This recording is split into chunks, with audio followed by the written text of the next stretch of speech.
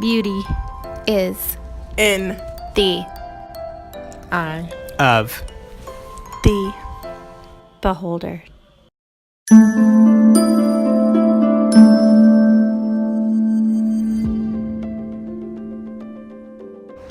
Hey guys, welcome back to my channel. So today's video is going to be about makeup and the best way to apply it for your specific face shape. We're going to give you tips and tricks and the whole nine, and just how to feel more comfortable and beautiful in your own skin. I hope you guys like the video.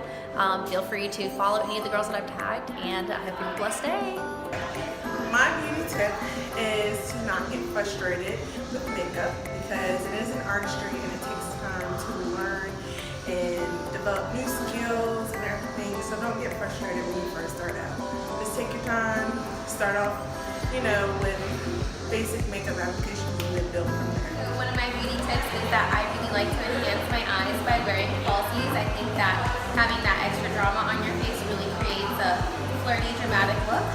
I really like Kiss or Ardell lashes. Those are great starting lashes. If I'm going for a more dramatic effect, I really like Lily Galici lashes. She's really good. Check her out on Instagram. Contouring for an oval face, make sure you always go in more of a towards the lip and not all the forehead.